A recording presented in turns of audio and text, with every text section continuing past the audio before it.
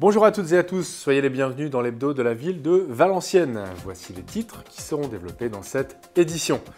Focus sur la Semaine Bleue qui, comme chaque année, a mis les seniors à l'honneur en leur permettant cette année de faire valoir leurs talents particuliers. Nous évoquerons également l'association Aimera et la marche organisée à l'occasion d'Octobre Rose ce dimanche du parking L'Acuson à l'étang du Vignoble. Elles savent chanter, danser, faire du crochet, de la mosaïque, du kirigami. Elles l'ont prouvé lors du concours Mamie Blue organisé par les centres sociaux et les maisons de quartier de Valenciennes avec le soutien du CCAS et la ville de Valenciennes. Dans le cadre de la Semaine Bleue, des repas festifs étaient organisés et nous nous sommes donc invités à l'un d'entre eux. Le moins que l'on puisse dire, c'est que nos seniors s'amusent et surtout qu'ils ont du talent. On écoute deux des participantes au concours. Expliquez-nous ce que vous avez fait. Alors, une nappe au crochet assez grande, de 2,70 m sur 1,70 m. Au crochet avec du coton, bien sûr, blanche. Voilà. Ça représente quelle somme de travail? 400 heures de travail que j'ai mis 4 ans pendant mes vacances. Elle restait à ma caravane. Et à chaque fois que j'arrivais, comme on partait 2 mois, j'ai pu la faire pendant mes 4 années que j'allais en congé pour faire mon tricot tous les après-midi pratiquement. Expliquez-nous ce que vous faites. La mosaïque consiste à ce qu'on reproduise un modèle. Moi là, sur mon plateau, j'ai refait les colombes de la paix. Alors le principe, c'est de découper les carrés de mosaïque, de coller et de reproduire le modèle. Et la face de cela, on met du ciment-colle pour adhérer à tout ça. Ça représente beaucoup de travail? Ah oui, quelques heures. On ne compte pas les heures de toute façon.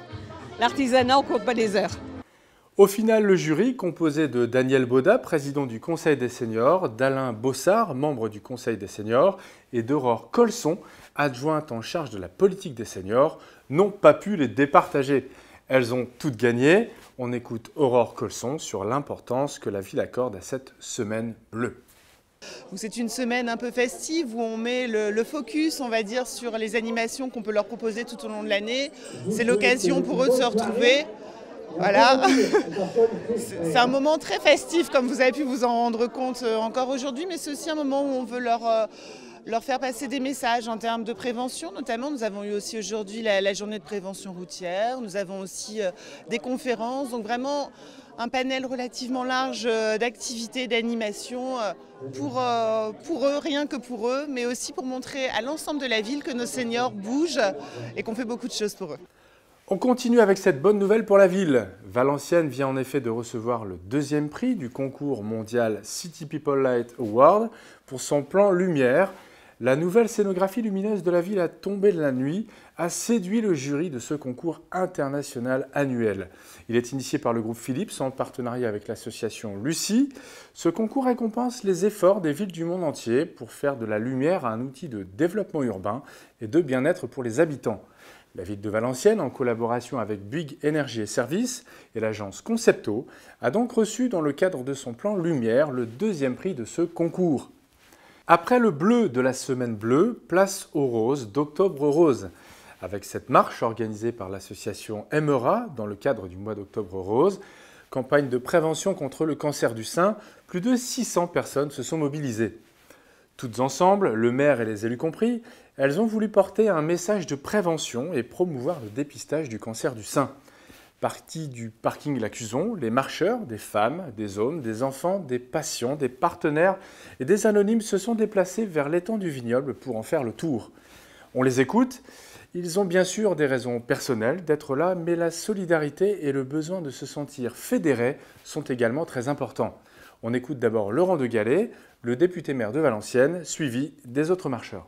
Au fond, de voir le nombre de Valenciennoises et de Valenciennois qui se sont mobilisés pour cet événement important de sensibilisation. Finalement, il est toujours bon contre cette maladie de régulièrement communiquer, faire des actions spécifiques.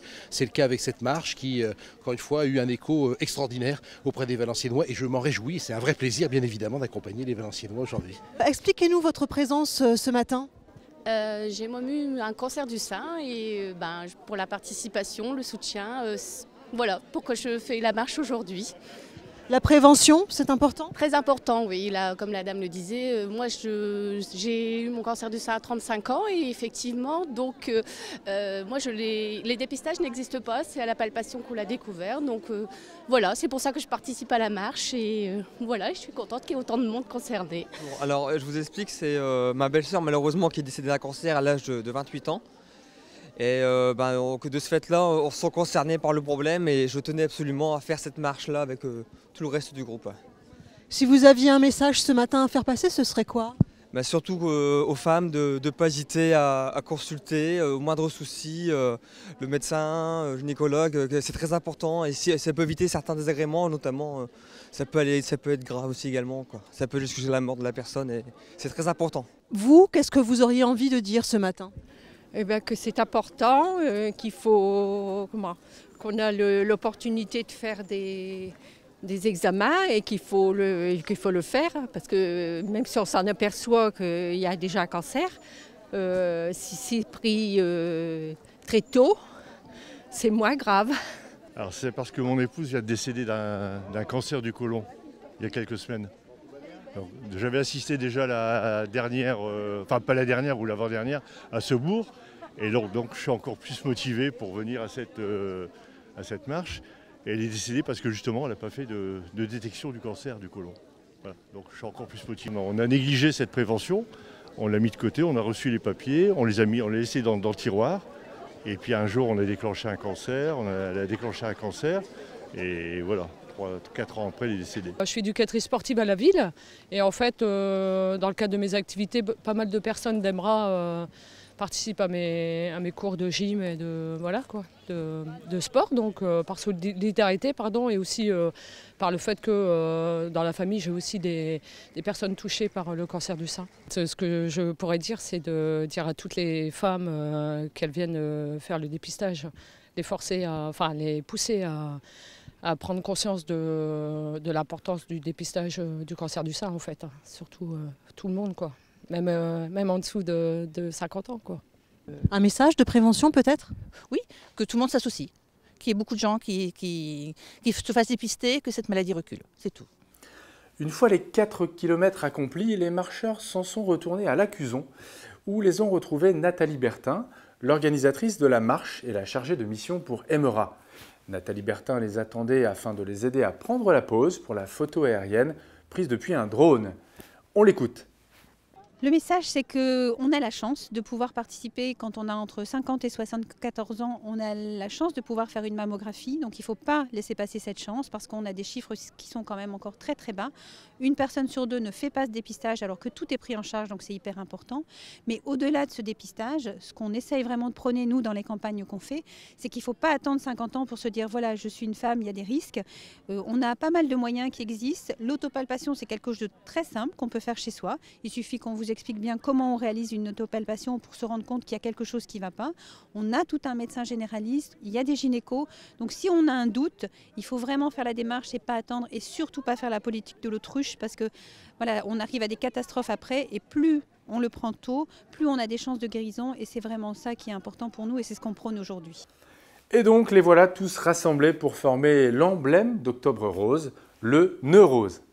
Et voici quelques idées d'activités pour vos enfants pendant les vacances. Sachez que le Musée des Beaux-Arts propose pendant les vacances de la Toussaint des ateliers créatifs autour de l'exposition Watteau. Dès ce vendredi 23 et mercredi 28 octobre, l'atelier Costume en volume commence avec Yveline Berthaud. Il s'agit de créer un costume à partir d'argile ou d'un matériau de récupération. C'est un atelier pour les 7-14 ans qui se déroule de 10h à midi et de 14h à 16h. Lundi 26 octobre, c'est un atelier autour de la BD qui est proposé à vos enfants. Watteau façon BD avec Philippe Berthaud pour les 7-14 ans. Enfin, vendredi 30, les enfants devront, à partir du dernier tableau de Watteau, l'enseigne de Gersaint, imaginer un espace en 3D, la boutique d'un marchand d'art, par le dessin, la peinture et le travail en 3 dimensions. Pour vous inscrire, contactez le 03 27 22 57 20. Enfin, pensez aussi au mini-stage d'initiation sportive proposé pendant toutes les vacances. Tir à l'arc, baby gym, escrime, athlétisme, il y en a pour tous les goûts et surtout pour tous les âges. Renseignements sur www.valenciennes.fr. On continue avec cette balade musicale proposée par la ville le samedi 24 octobre, un tribute to Lenny Kravitz avec le groupe California. C'est dès 16h sur la place d'Armes. Enfin, si vous ne l'avez pas encore fait, n'oubliez pas d'aller visiter l'exposition temporaire Rêveries italiennes au Musée des Beaux-Arts de Valenciennes. Antoine Watteau et les paysagistes français du XVIIIe siècle sont à l'honneur.